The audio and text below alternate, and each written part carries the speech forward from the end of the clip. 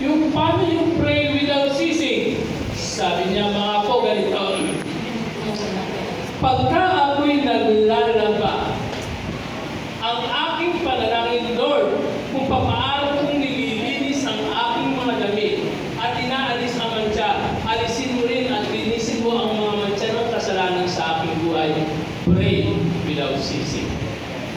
Pag nagwawalis ako ng bahay, inilalabas ko yung lahat ng dumi sa loob ng aking bahay. Ang aking panalangin, Lord, walisin mo rin po ang mga dumi, mga kasalanan sa buhay ko upang patuloy akong makapaglingkod sa iyo.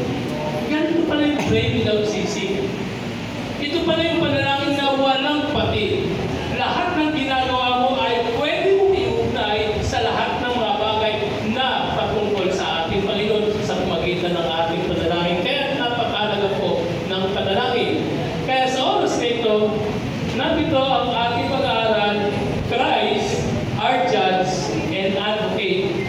Si Kristo ang ating hukom. Siya rin ang ating tagapagtanggol. Siyempre, pag siya yung hukom at yung nakatayo na yun si Pastor Adilio, hello! Kung si Pastor Adilio yung nakatayo na yun, tapos si Kristo yung hukom, at pagkatapos si Kristo ang ating abogado, siyempre, yung aking kaso, panalo. Pwede yan. Pwede po, ano? Saan ka nakakita yung hukom at tagapagtanggol si Kristo? Pakaiba yan. At ito yung kailangan natin. Okay, ready na po ba kayo? Gusto niyo po bang maging tagapagtanggol si Jesus? May tao ba? Gusto niyo po bang si Jesus ang maging tagapagtanggol? Amen. Gusto niyo po ba na siya ang maging hukom? Amen. Tiyak ang ating panalo pag siya yung hukom at the same time siya ang tagapagtanggol. Kaya ang sabi sa atin ng ating Panginoon, John chapter 14 verse 15, if you love me, keep my commandments. Kanino commandments? Sa Kanya. At kung sinunod natin ito, makikita natin ang ating buhay ay laging panalo. Ito yung setup ng hukuman o korte dito sa Pilipinas. Siyempre, nakaupo dyan hukom. Tapos, nandyan yung nasasakdal. Tapos, kasama doon yung tagapagtanggol. Meron din dito yung taga-usig sa kabilang side.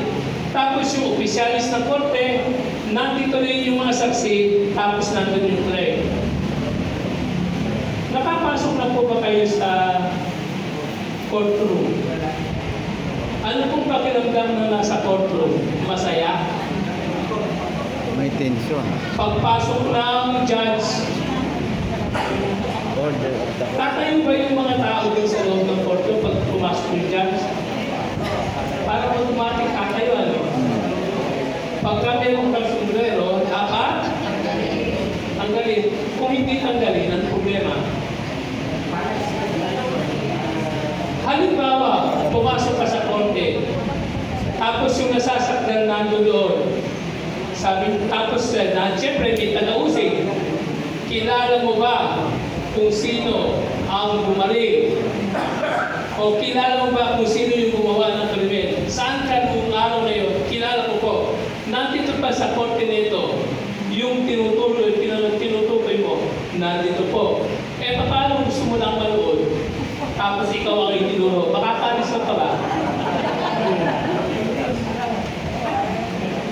Brother Iwayan, Ikaw pwede pala. umalis. Ikaw Ikaw yung naturo, pwede ka lumayas. Kamukha niya eh, sabi. Bira, nakikimarites ka lang pagkatapos na kang itinuro. Anong gagawin mo? Kung titingnan po natin, eto po, yung korte sa lupa. At kung titingnan natin, nandun yung taga-usig, nandun yung nasasakdal, nandun ang tagapagtanggol, at lahat ng mga bagay na nakikita natin, hindi po masarap ang pakiramdam sa loob ng korte sa mundo. Bakit? Kasi kung sakasakali wala kang katiyakan, paano kung napagtripan ka ng isinasakdal? Yun ang pinagmayala. Okay. Mga minamahal ko mga kapatid, yung plea dito, guilty o kaya not guilty. Kung ang plea ay guilty, patay na, wala na yan. Wala nang usapan. Pero kung not guilty, okay, masaya yan. Kaya pansinin natin sa bahagi ito, ang sabi ang tanong dito, kapag inyong narinig ang salitang paghukom, ano po yung unang pumapasok sa ating isipan? Takot? Ano ang ating nadarama? Ano ang inyong reaksyon pag sinabing paghukom? Kung tingnan po natin, ito po yung reaction. Fear, condemnation, ito pa, punishment, distraction, death. Ito po yung pakiramdam. At kung titignan natin mabuti, yung lahat po ay mayroong common element. At yung common element, lahat niya negative.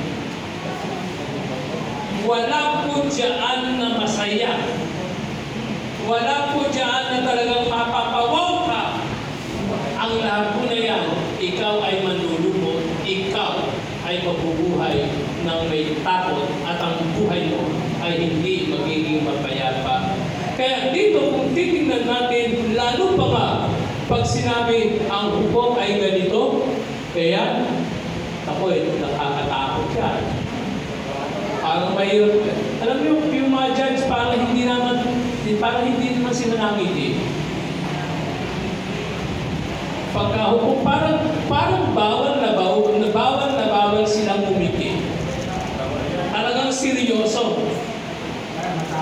Pagkatapos, kung pansinin natin yung ating imahinasyon o pananaw, ang isang tao na nakaitim, yung suot, seryoso yung mukha, laging nakaturo ang daliri.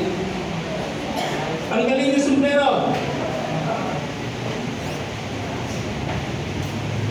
Pagkatapos, siya yung nagbibigay ng hatol, pwedeng habang buhay na pagkabilanggo o kaya pamatayan yung kanyang mabinigas. At sa bahagi ito, kung titingnan po natin, para siyang katulad ito, no? Bunga nito, tinitingnan natin ang Diyos bilang makalangit daw to na may hawak ng magnifying glass tulad siya ng isang pulis na handang parusahan ng sinuman. Sige ka, pag hindi ka nagtiro, parusahan. Laging ganyan.